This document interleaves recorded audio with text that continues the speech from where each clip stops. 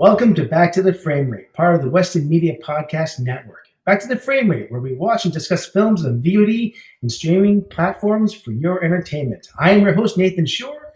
With me is Ellie Escobar, Sam Cole, and Brianna Butterworth. What's happening? Hello. What is happening? It's a pleasure to be here. What's happening is we saw just a classic this week. Yes. It's How about that?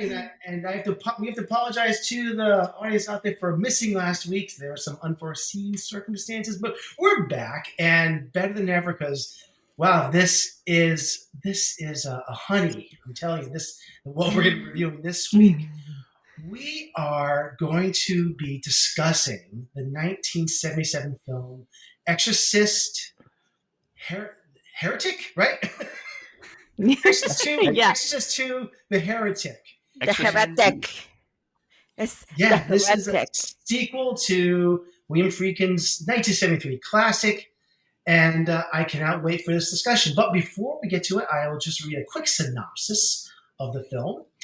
Owing to his experiences with exorcisms, Father Lamont, played by Richard Burton, is chosen by his superiors to investigate the death of Father Marin, who was played by Max von Sydow, who died during the exorcism of young Regan McNeil. Lamont finds Regan under psychiatric care of Dr. Tuscan, played by Louise Fletcher. By hypnotizing the girl, he is able to learn that Marin previously exorcised the same demon from a boy in Africa. Hoping for answers, Lamont travels to Africa in search of the youth. And let me just play a quick part of the trailer for Exorcist II, The Heretic. 4 years ago, The Exorcist shocked the world. Now, the struggle between good and evil goes on. Exorcist II, The Heretic.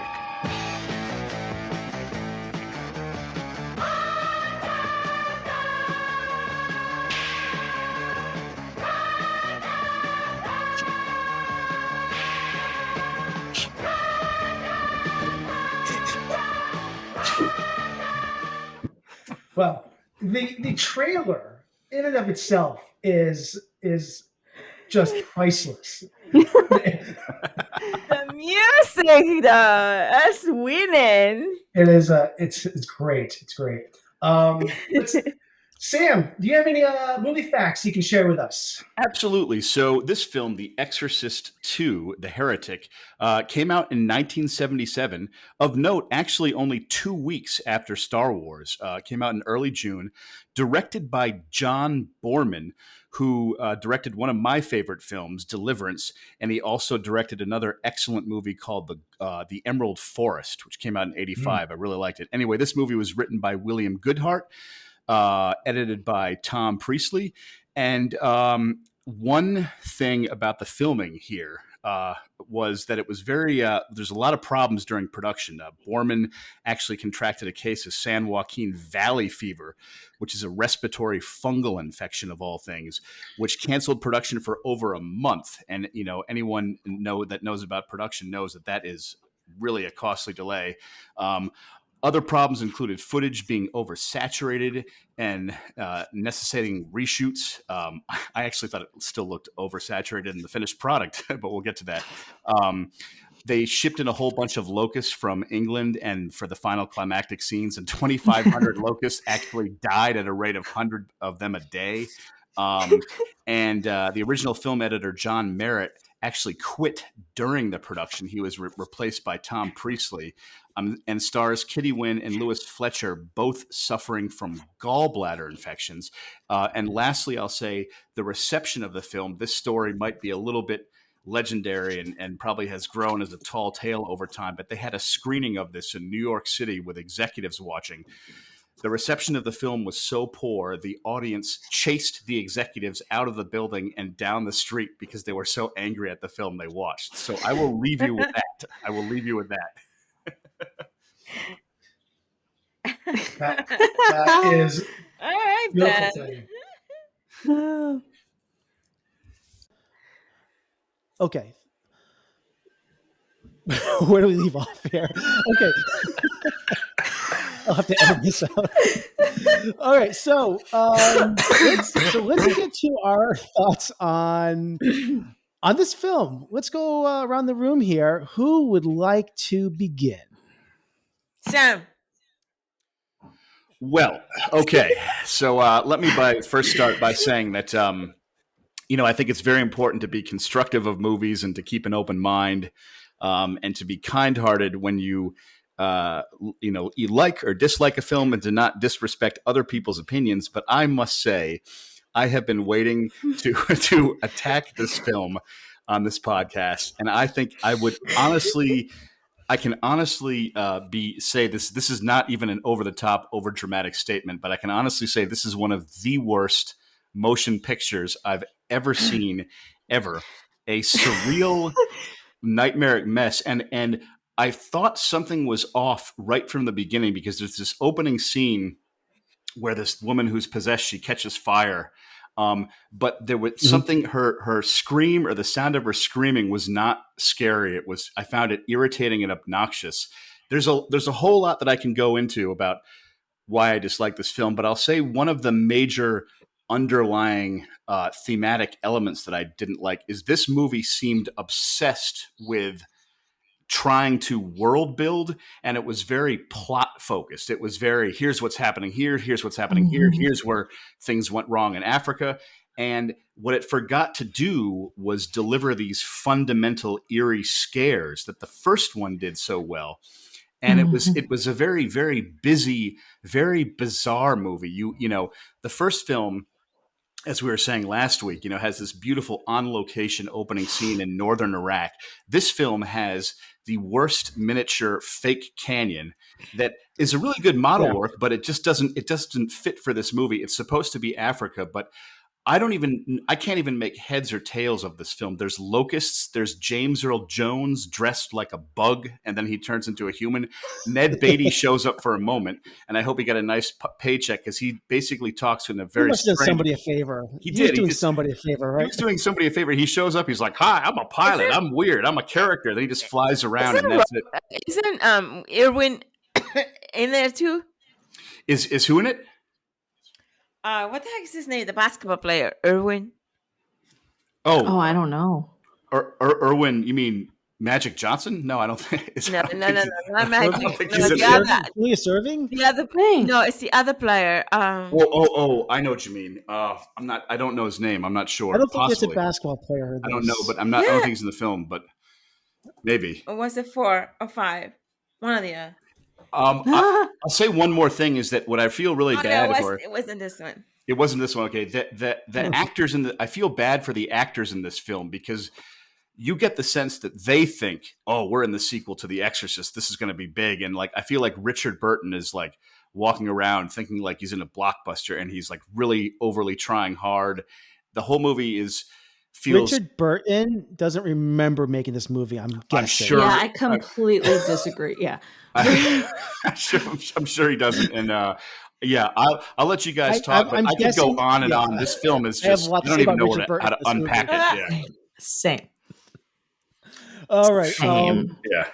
Ellie, I'd love to hear your thoughts.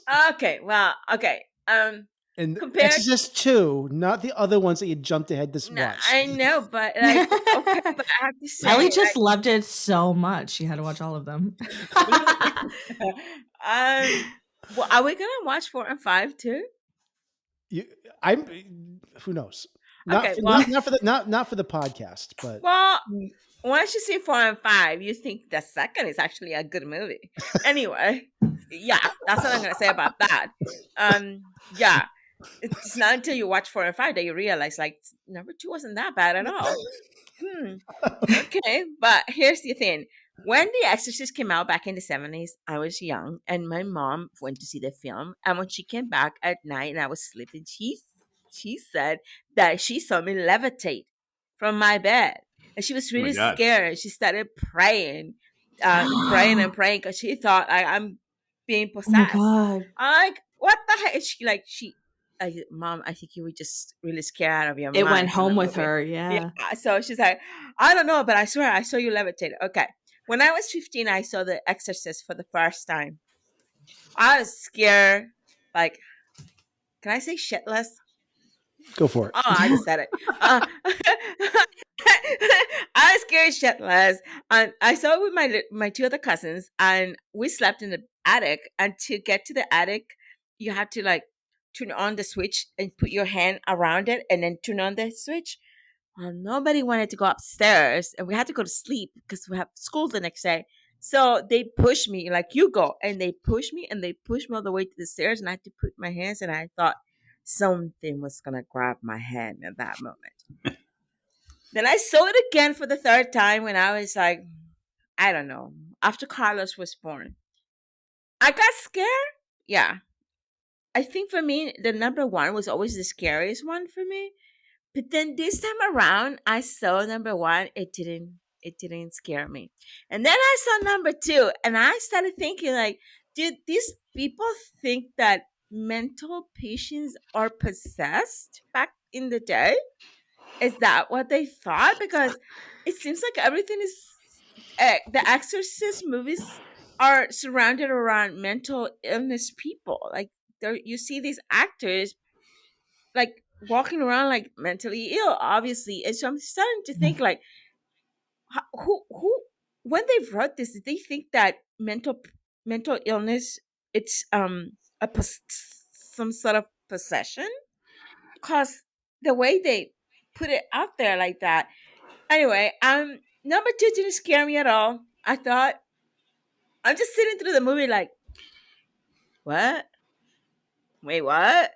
And then, as if it wasn't enough, I'm watching Richard Burton go up this between these two rocks, right? And it's like to climb up to the top of this. What is a church cave? What was that? Oh God, I can't even. Unclear. Like, I don't know. I started tapping out halfway through, and like, yeah, I just he flew around, right? And he fell down and he floated around or something. I don't know. Listen to this. Listen to this.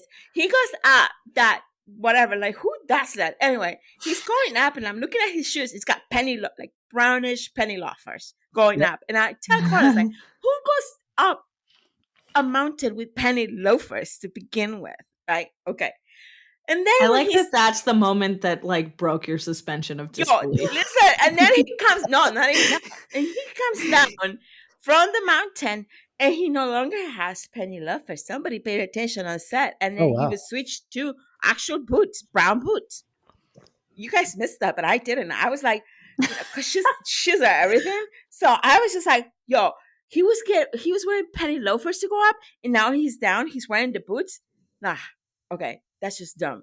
Whoever did that made a mistake. It's like, that other series like Game of Thrones where they had like the Starbucks cup in the middle of the shoot, right? It's like, hello, this movie didn't do anything for me. I just sat through it, and I felt like, I don't know what I just watched. I watched a bunch of, and if it wasn't enough, the machines that they used to like. Oh yeah. We talk about the mental patients and like, the way they treat that. Like, it's like their idea of like treating like people with mental illnesses, like the production design of that place. It's like, let's put them in glass rooms so everyone can look at them and be like, hey, look, it's a problematic person in there. It's a glass beehive. I hated it, man. I'm gonna wait. I'll wait to talk. And if it wasn't enough, like what was that about? Okay, did anyone even get possessed in this movie? That's the thing. It did not deliver on the fundamental premise of terror. They didn't. Yeah. Or they're trying to get possessed through the machine. Like, hello, that's not gonna. Okay. Well, maybe the possession never left. Word. I want to move on. He gets half a star for me. I want to move on to B's thoughts. Do we want to move on to B's thoughts? We do. Yeah. So here's the thing. The first half, I actually didn't think was that bad of a B horror movie if we separate it from The Exorcist. I'm like, as just watching it as a horror movie and as a fan of like cheesy genre, whatever movies of the era, I was like, it's fine. I've seen worse. It wasn't like the worst thing. And then it just got so busy. Like you said, Sam, that's the perfect word for it. It just like there were too many plot lines. It couldn't commit to anything. There was no, like, I was like, what is it was hard for me to follow the point. And reading back on it and listening to why they were, why they were talking about, oh, it's about good versus evil, and if people are too good and the evil's, it just got too weird for me. But the first half, I was like, it's a perfectly fine cheesy genre B horror movie. It's just a real disappointment up against the Exorcist, and then and then they just got really, really hard to follow. The effects were terrible. The weird mental patient beehive thing was really bad. I kind of could get into like the whole metaphysical aspect of it, but honestly, by maybe even just the first third, not even halfway through, I was only watching to see like if I could keep up with how drunk Richard Burton was getting, because I was like, if I'm gonna watch this, I'm gonna get slammered. And Richard Burton had the same thought for months. He was like, I'm also gonna get slammered if I have to be in this movie. So that's I don't think I could keep up with Richard Burton, but God, it was fun to watch him just descend into drunkenness. I would say, and one quick side comment is, I'm a huge fan of the director John Borman. Like, he's made some brilliant movies, and I see none of his signature style in this. None of it, to the point where I saw none of his technique. And I don't know what he was thinking with this movie. And like, if I ever met him very politely one day, I'd be like, what was up? Tell me your motivation for that. I think it was said that the writer did so many rewrites that it ended up almost being directed by him more than Borman, which is alarming in and of itself. But also, the effects were so bad. I've never been so disappointed to see James Earl Jones and what they put him through. That was horrendous. What a year for James Earl Jones. He does Star Wars and this. Oh God. Can we just quickly talk about, and I understand Linda Blair was very young when they filmed the first Exorcist. She's very young here. But her, she refused to get into makeup again for this film, which fine. But then there was a choice to just refilm like the ending of the original Exorcist with a different actress, and it just was weird and totally took me out. Cheaped out on so much of it. Like, they did not put the same effort into recreating the makeup effects, and they actually got Max von Sydow back as well, and they didn't even put the same effort into his makeup as well. There was only one shot. Like, why wouldn't they just intercut the old movie into this one? I had one scare. There was one scare in this movie, one shot, and it was at the very end when she's walking up to the room where the exorcism took place, and she opens the door, and from her POV you see the door creaking open, and for a second you see like the demonic possessed like exorcist face, and I was like, ooh, I had a shudder. That was it. Nothing else. No, nothing. No, there wasn't. Nope. I will say, oh man, I find this to be a fascinating disaster. There are crimes against filmmaking that I think are laughable here. The acting is uneven. I think that's stating it kindly. I think Linda Blair is doing the best she can considering what she's given to work with here. Louise Fletcher, who just a year prior wins Best Actress as Nurse Ratched in One Flew Over the Cuckoo's Nest. Oh my God, that's right. I think she's good in this, but it's a very stilted performance. But they gave her nothing. Richard Burton delivers the most one-note performance of all of them. I thank God they had not invented smell-o-vision yet, because this movie would reek of scotch. I don't know what he's doing in this. I think we've hammered that home already, but there are many things I want to point out as we discuss this film that I just don't work. But I do want to say all this with a caveat, because as many things that I think are terrible about this film, I think the things that are so bad about this actually kind of make this kind of watchable too. I never was bored watching this. I watched this. I sent you guys a photo while I was watching this, kind of like, but at the same time was like, what the hell's going on? But keep it coming, because this is a riot. It's like a fun 80s cheesy bad horror movie. It just is unfortunately tied to the original Exorcist. That's exactly where I'm going with this, because what hurts this film is the reputation that it comes as a sequel to one of the greatest movies ever made. If this was a standalone film that had no connection to the original Exorcist, and it could be judged as a psychological horror thriller B movie, I think it's somewhat serviceable. It's not good. It's not great. It's not very good at all, but it's no worse than other schlock that was put out in the 70s.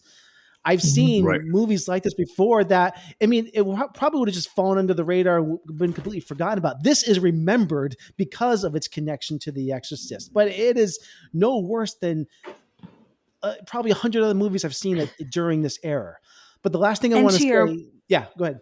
Oh, to your point, a lot of those schlock that was put out had like one semi-star attached to it that made it a little good. This had a stacked amazing cast in this, that it disappointed all the way. Can we discuss the big fat close-up flying locust that they kept cutting back to that was just in the middle of the frame? Like that was amazing. Yeah.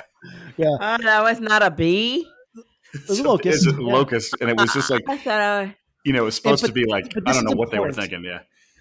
The last thing I want to say before yielding to the whole conversation is I think the biggest problem with this film isn't the pacing, it's not the acting, it's not the terrible special effects or necessarily the story, which I think has its merits, but it's the lack of stakes.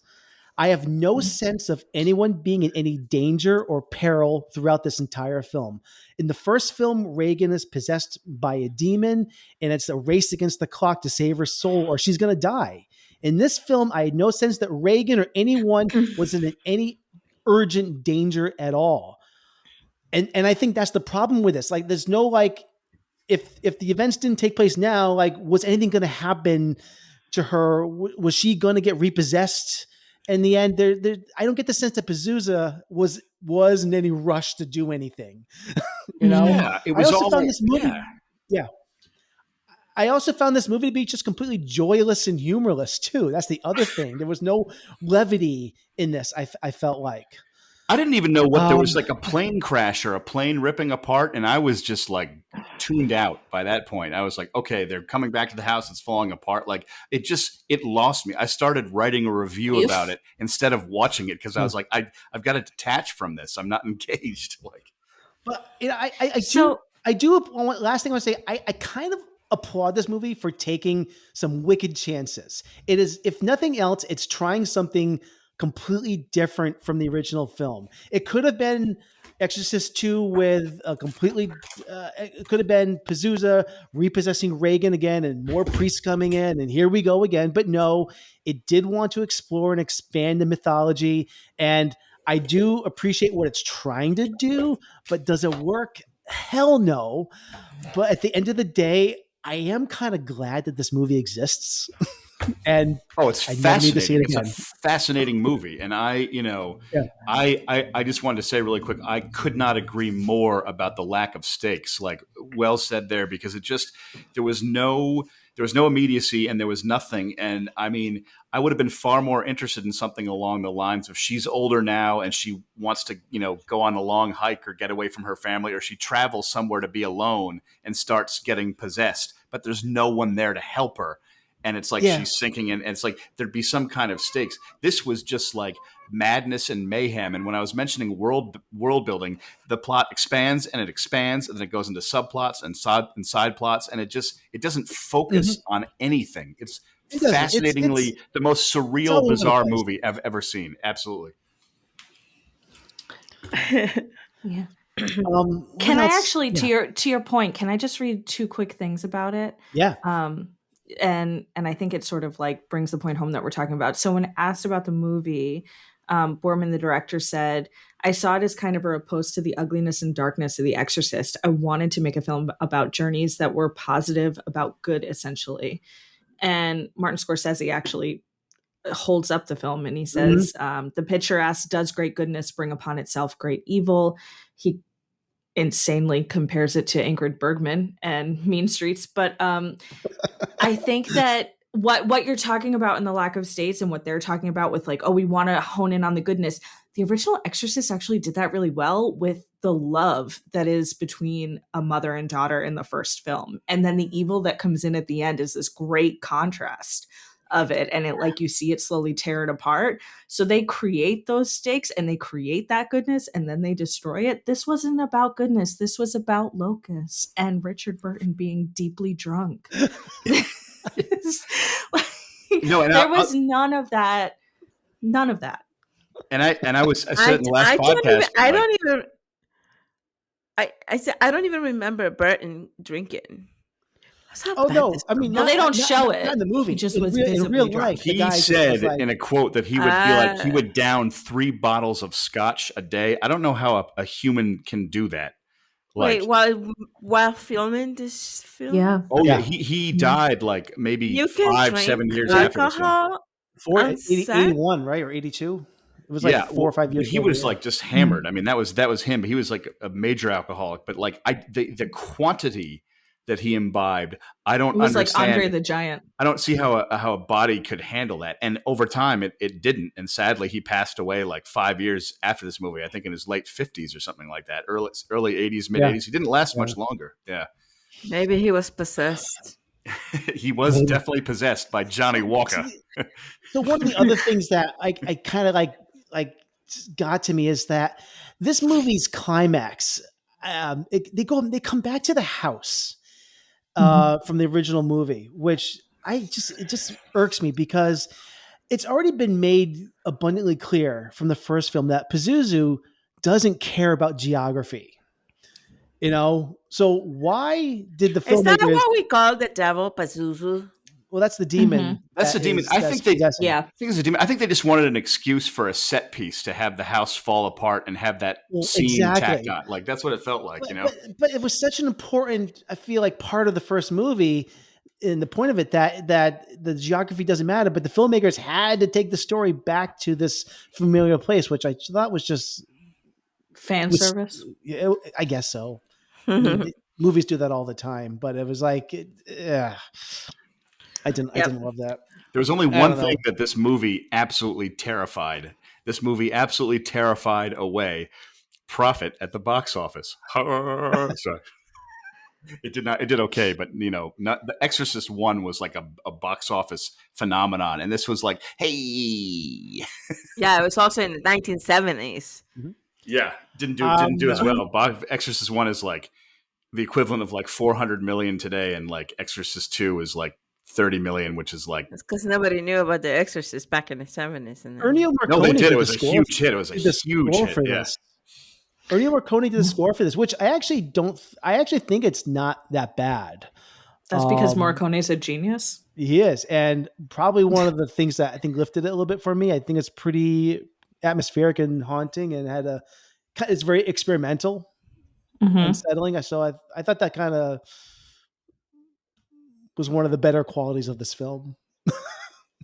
It's nice of you to find something nice to say. Well done, you. Yeah.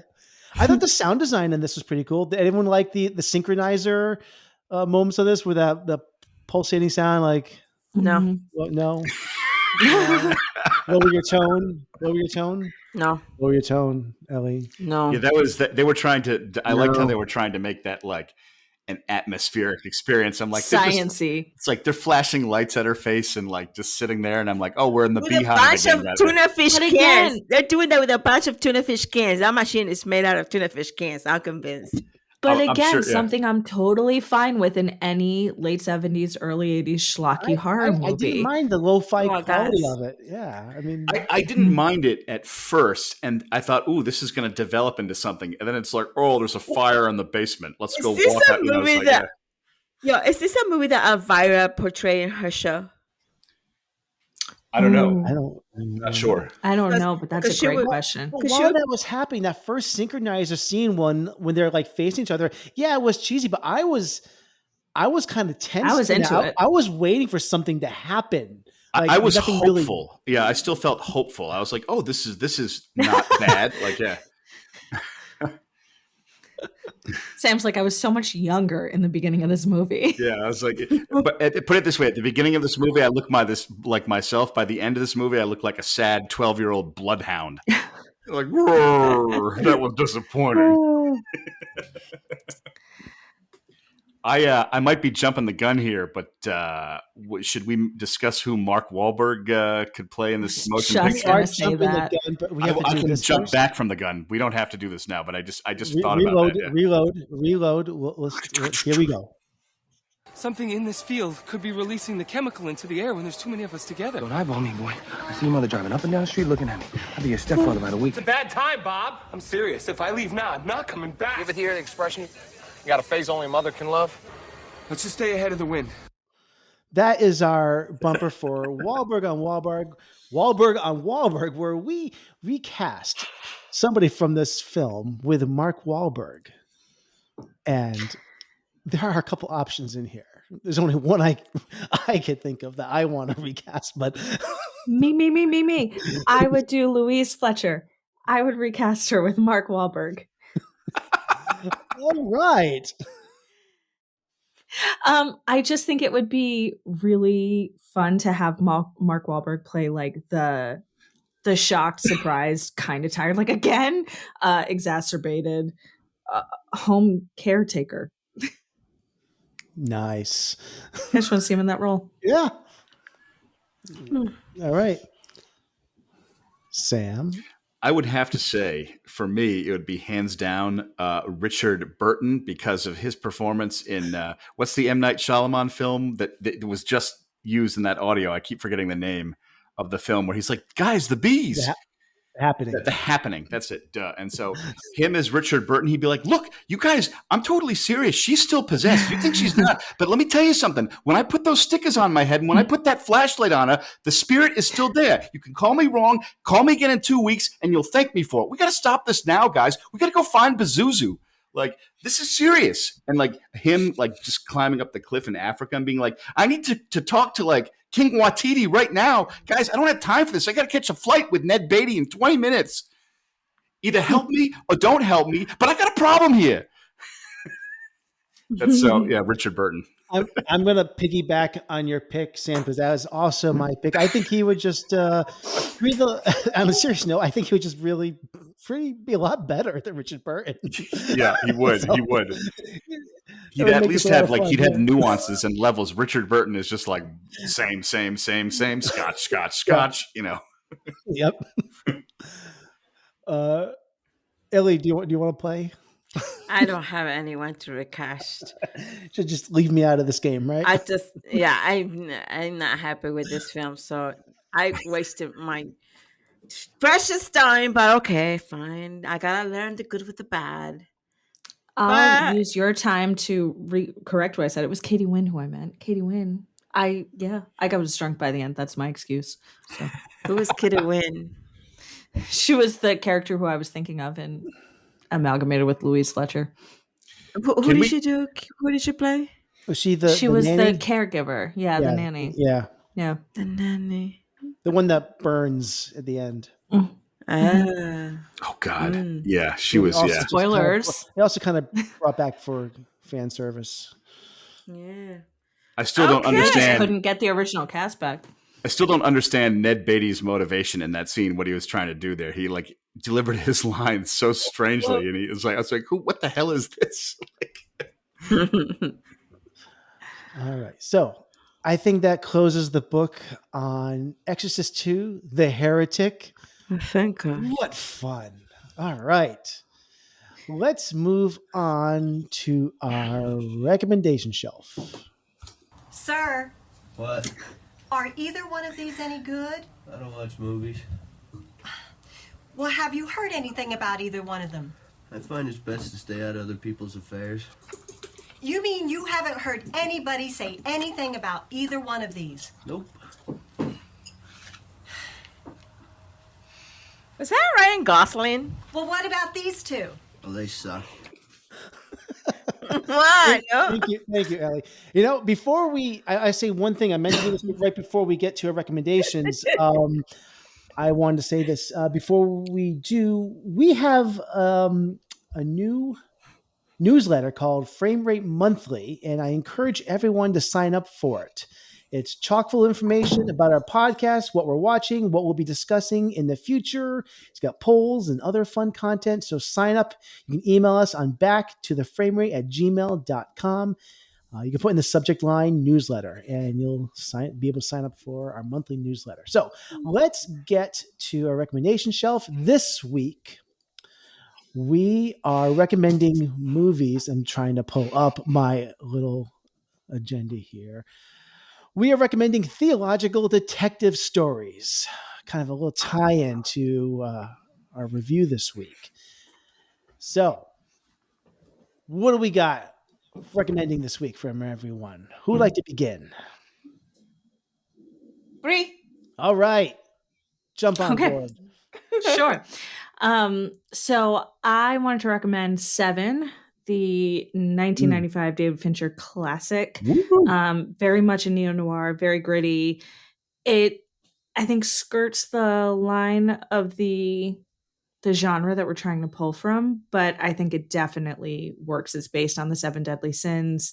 So not only is our antagonist obsessed with the biblical and the grotesque in this, but the detectives have to put themselves in that mindset and do that research as well. And it is really thrilling to watch them dig into it.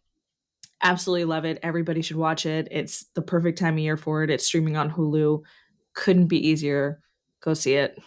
Nice. Or see it again, because I feel like a lot of people have seen it. Yeah, I'm guessing a lot of people listening to this show have seen some. It holds up on a rewatch. It was like my third rewatch, and it holds up. That's a great it's film. Probably been about 10, 12 years since I've seen it. So yeah, good stuff. David Fincher in the top of his form in that movie. Just amazing. Yeah. 100%. Brad Pitt too. Oh, yeah. Like Green, but like I wouldn't say it's a mature performance, but it's great. So good. Oh. All right. Sam, how about you? So I picked Ron Howard's Angels and Demons, actually, and there's a very specific reason why I like that. So it came out in the summer of 2009. I was in California. There was actually a mild, not an earthquake, but a tremor while I was in the theater, and it lined up with a scene where like there was like darkness or like possession, and the theater shook, and I was like, wow, how about that? That was cool. But the main reason that I like the film a lot, because the Da Vinci Code, the first film based off Dan Brown's first book, I thought was very, very wooden. It was a very extremely faithful adaptation of the book, but it sort of forgot to take cinematic license, so it was very stiff. It was just I feel like they were literally filming the book page by page. With the second film, I feel like Ron Howard loosened up and sort of focused on his natural directorial interests. I mean, all his movies are not created equal, obviously, but I've always been kind of a Ron Howard fan.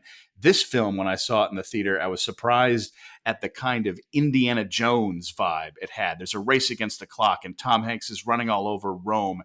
It's more engaging, it's more suspenseful, and the set pieces are a lot better, in particular when he's in this basement in the catacombs and he's trying to find a specific clue related to the plot, and someone starts sucking the oxygen out of the room, and so he's trapped down there without air. It's a really good claustrophobic scene.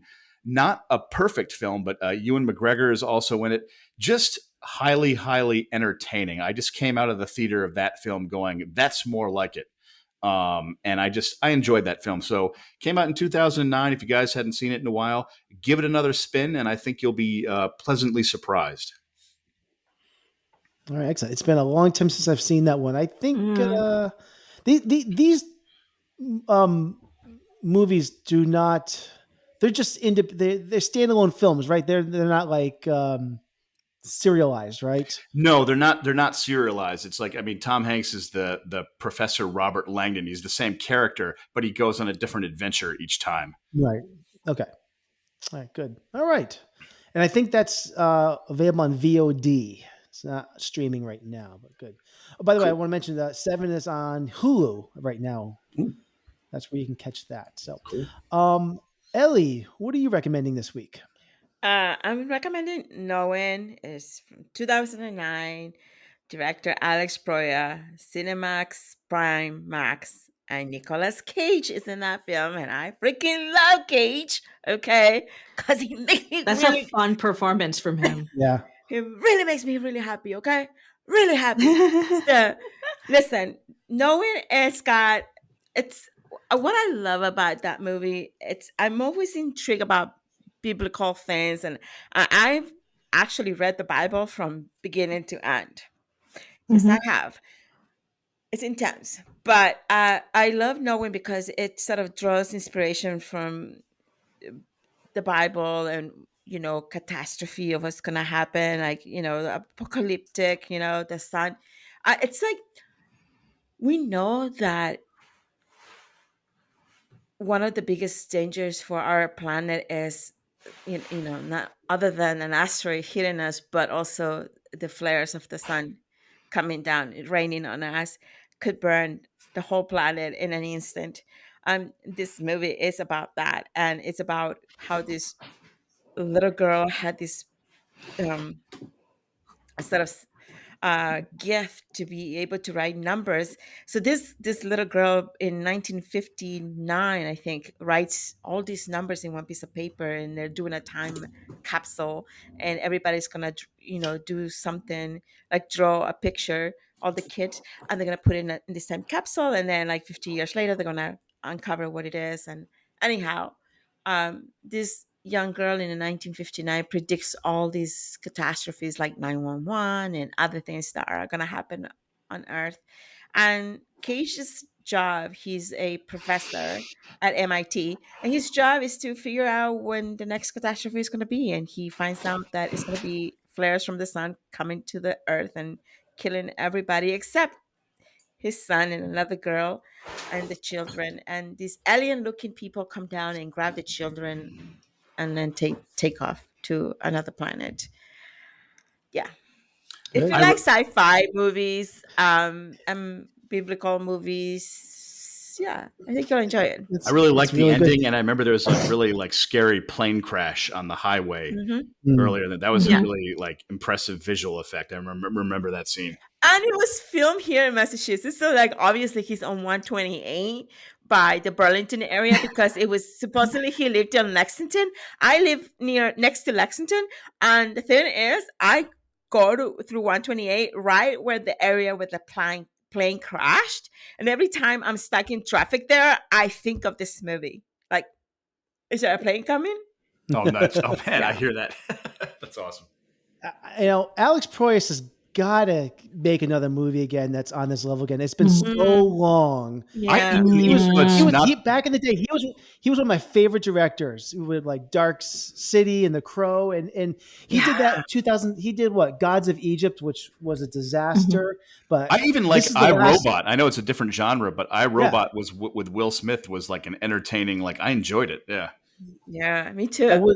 Sam, you recommended that several months ago. So indeed, I did. Love iRobot. I really love iRobot too. Yeah, but I really hope that he comes back because this was I think the last good movie he did. Yeah. Anyway, so my pick for Theological Detective Stories, also sort of in this genre, is Doubt from 2008. It's written and directed by John Patrick Shanley, and it's based on his own stage play. This adaptation stars Meryl Streep, Amy Adams, and Philip Seymour Hoffman. I love this film. I love this film so much. It's the mid-'60s, and the events take place at a parochial school in the Bronx.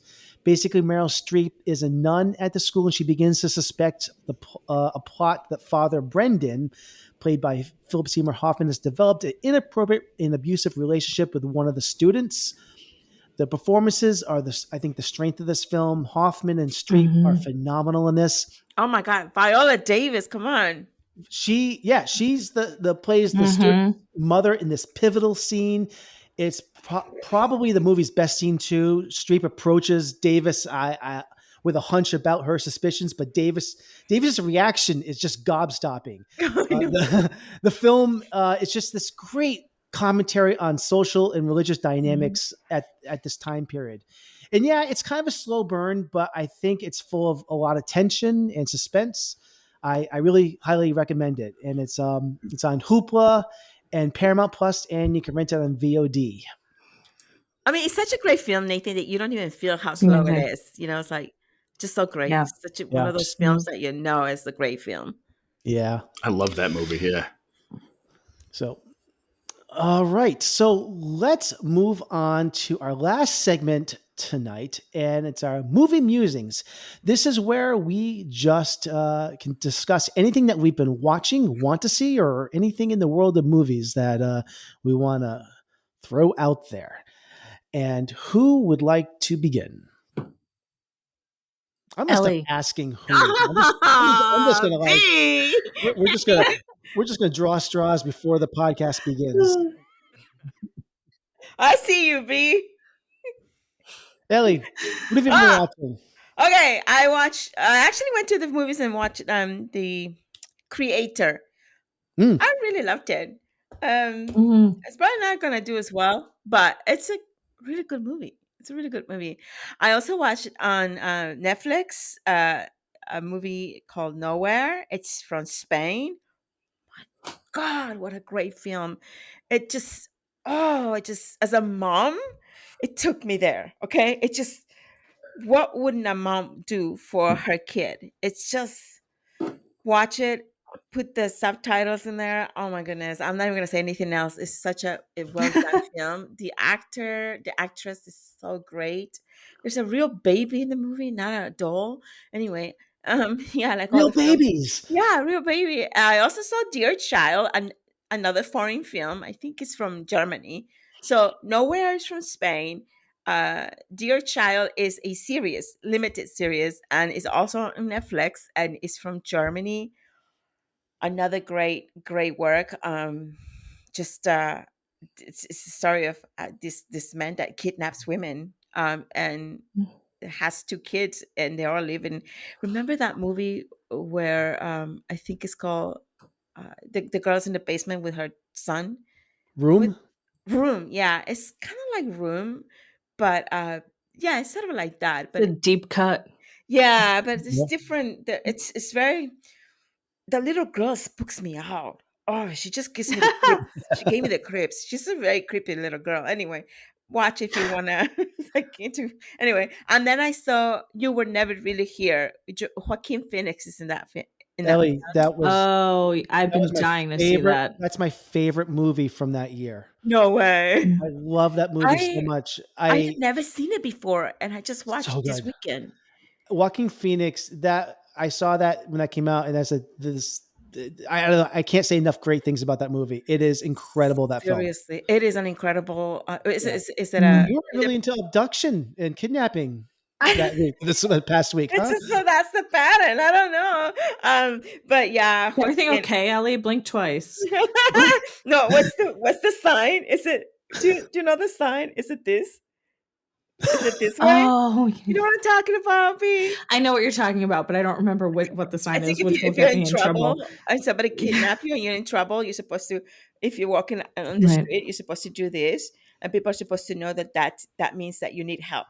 That like that somebody's kidnapped you. Yeah.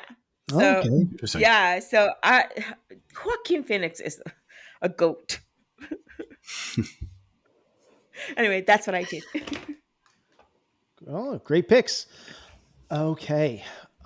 Sam, I mean, you probably have not been watching movies on Netflix, but you had another adventure this week.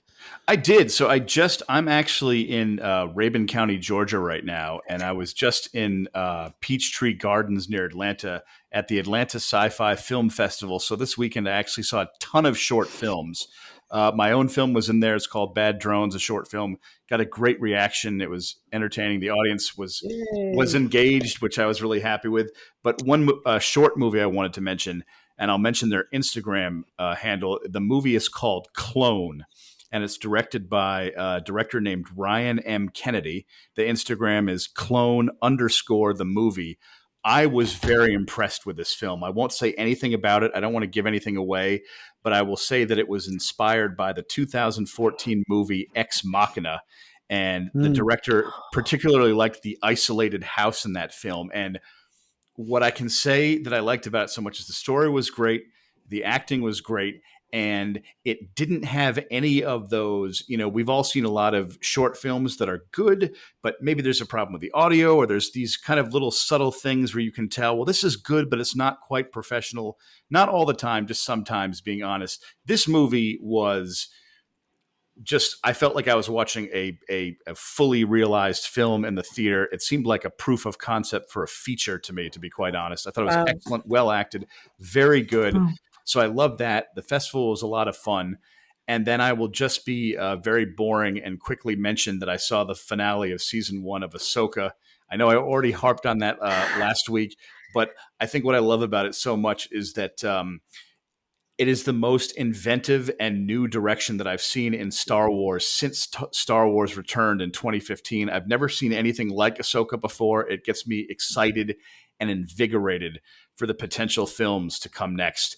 It actually got some mixed reviews. Yeah. And some people didn't like it. I was blown away by it. It hit me so hard. I just can't believe the quality of what I watched. So highly recommend that. And by the way, last but not least, Atlanta Sci-Fi Film Festival was amazing. One of the most well-organized festivals I've ever been at. Incredibly well-coordinated, beautiful theater. They just did an amazing job, and be on the watch for this festival, because I think in the next 5 years, it's going to blow up. In 10 years, I think it's going to be huge. It's big now, but this festival is on the rise, and that was like clear and inevitable to me when I was there. So good times. Great. Nice. And I just want to also mention, Sam, I have seen your film Bad Drones. It's really, really good.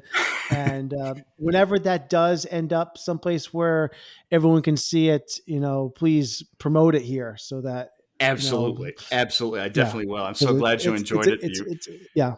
You came to the premiere, and we all had a good. That was a blast, and we pulled it off in COVID times. With relative safety, but everyone was okay at the moment. So hey, woo! Yep, yay! All right, so I'll mention a couple of things that I've seen in the last week. Man, I actually watched a lot, despite things going on in my life. I managed to squeeze in a lot of things because I need to take my mind off some stuff. I watched Flora and Son, which is the new movie from director John Carney, whose previous films are Once and Sing Street, 2 films I have a huge appreciation for. John Carney's things are kind of like the healing power of music is kind of his MO. It's about an Irish woman who is raising a rebellious teenage boy, and she begins to fall for an American guitar instructor over YouTube, played by Joseph Gordon-Levitt. Joseph Gordon-Levitt plays it so charming and heartfelt, with an kind of an undertone of someone who's been damaged by past relationships. It was good. It was so good that I probably could have fallen in love with this character myself. He's really awesome in this. Flora is played by Eve Hewson, who is the daughter of Paul Hewson, aka Bono from the band U2. She is excellent in this. I can't wait to see her in more roles. The music isn't quite on the level as Once. The songs that I think in that are much more transcendental.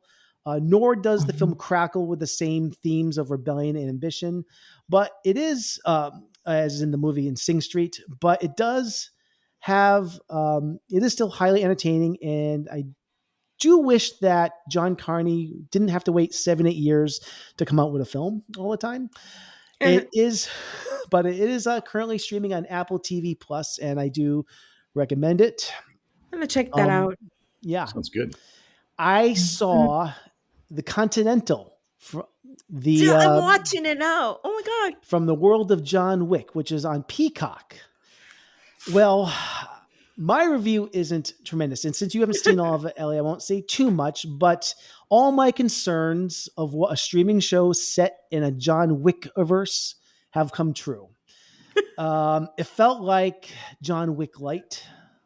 It feels like, so I don't know. It features Colin Woodall, Michelle Prada, Ben Robson, and Mel Gibson. Each episode is about 80-90 minutes. There's 3 episodes in this really limited series. The show is about how Winston became a high-ranking member of the High Table. it's a very different style of show from the films. It doesn't feature the meticulously crafted fight choreography and those great set pieces that the films are known for. I don't know if they're going to continue the series, but I actually wasn't that impressed with this. It just wasn't my thing. But there are so many needle drops in the show. Their budget for music was probably 90% of the show. More than they should put more into the music is dope.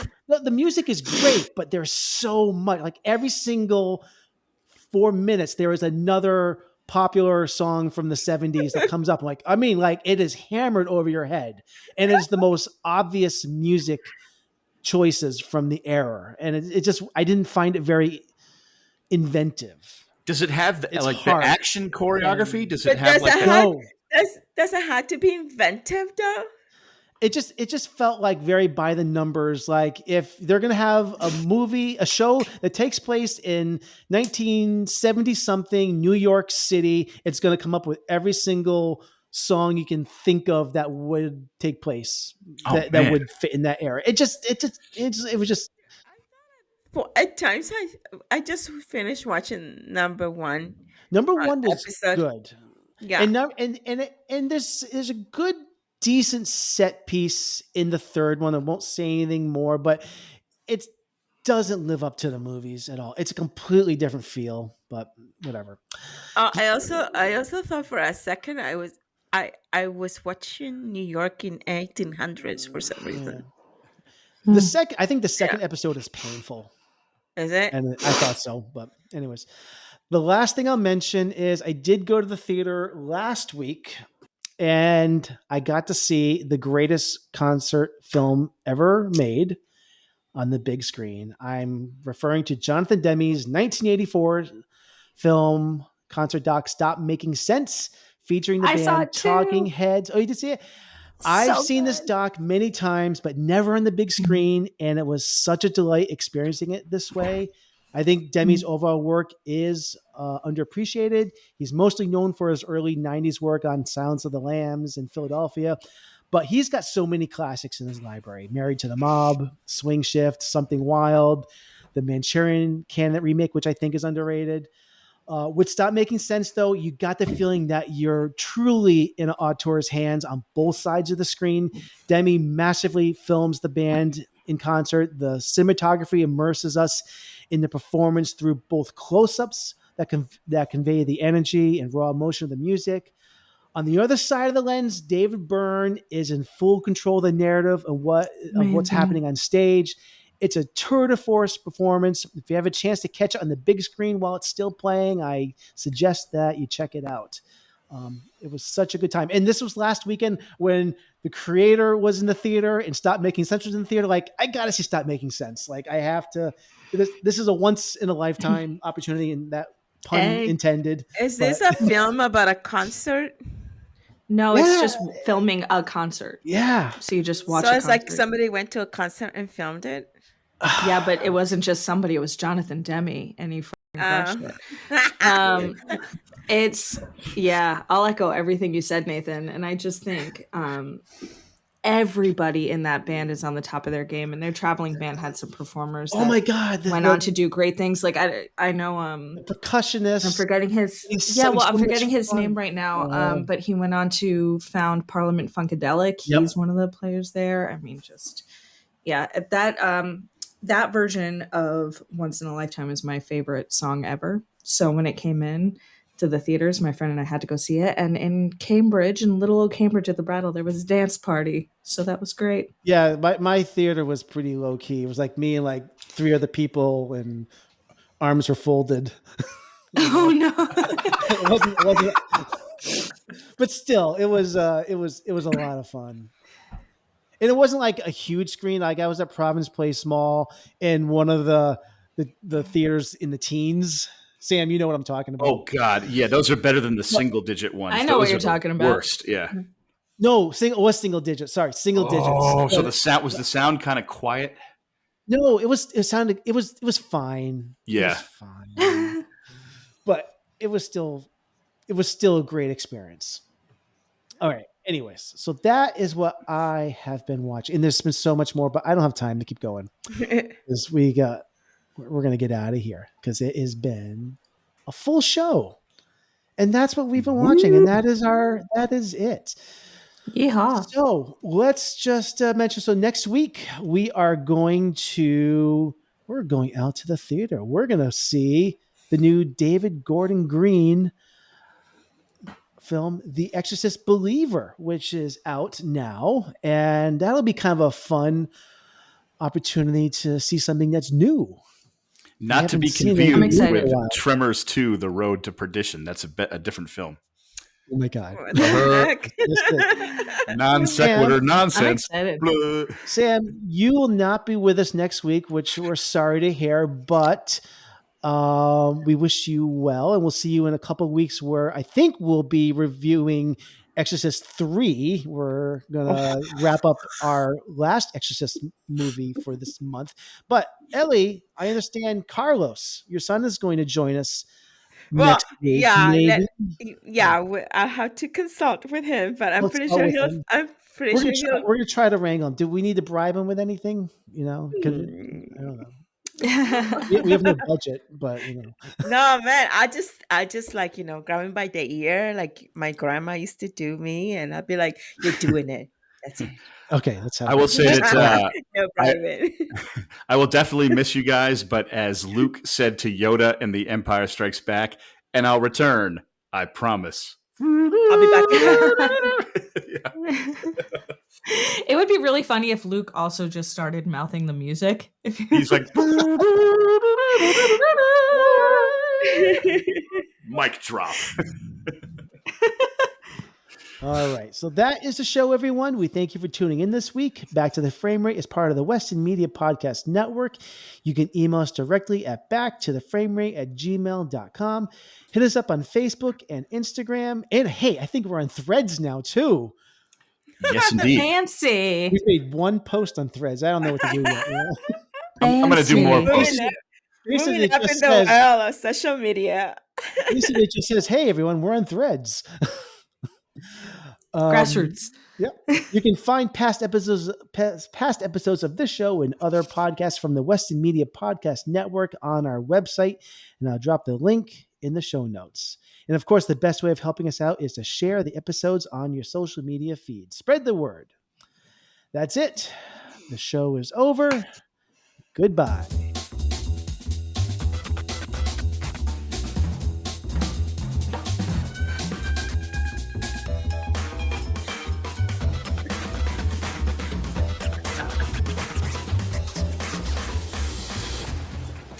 I want you to know it's over.